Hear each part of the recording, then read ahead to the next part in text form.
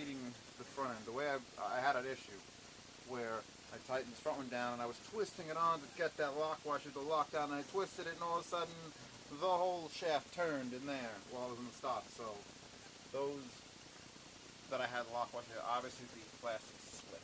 So I'm going to have to do this now, where I put an actual set pin through the plastic and then drill the actual threaded rod, and that's it. Fix it with the stainless steel locker, and then definitely won't turn. But I'm going to do the front first. I'm completing the entire front. I've got to get this all lined up because this makes the most sense. And once I have it all lined up, I'll be able to do. Oh God. Okay, this thing's fine. Everything's fine. I should have little legs in this thing. Right now, it's fine. Everything's fine. I should be able to turn it all the way to lock, which should be obviously 90 degrees, and then all the way around the other lock,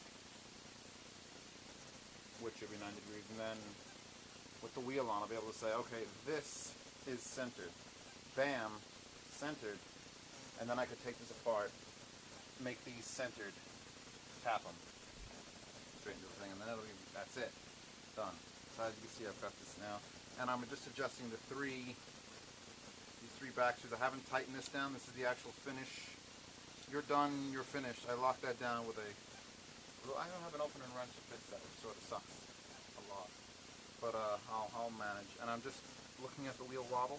The wheel's a little bent, just from being an actual car wheel and yanked on. Oh God. But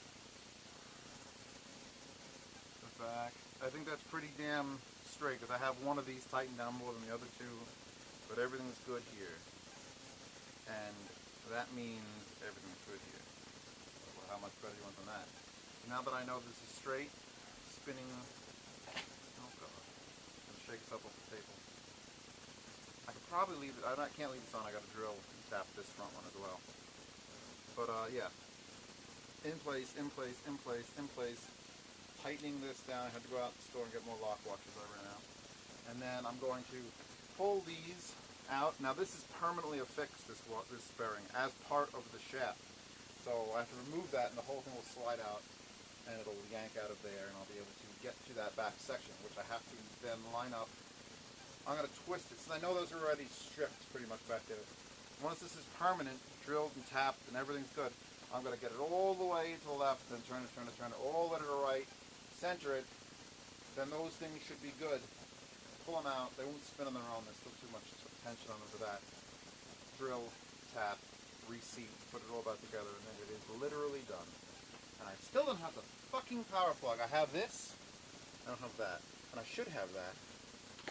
Why would I be stupid enough to bring that whole assembly here without bringing that? I dropped it. Probably an $80 wire. Alright, well, whatever. I'll get back to you when I figure out how this is going. Alright, Dirk Rangoon. Where's the input level for this one? Dirk Rangoon, that's full name.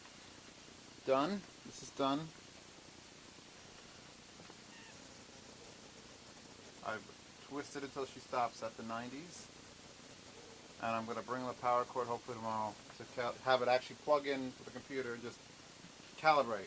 The initial calibration. Wherever it lands, I'll keep twisting back and forth until she centers good. And then I'm going to yank, pull the whole shaft, tap it. And I should mention that the screws I put in here, the tips of them I put into the vise here, and I ground the tips to a point.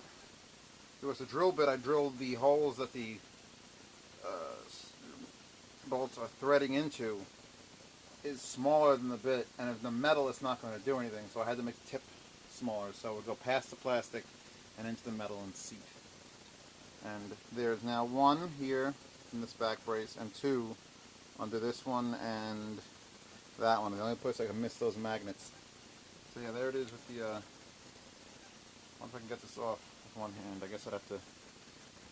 Oh, I'm gonna break something. Alright. When it's mounted to something, I'll show you how hard it is to take off with just the magnets.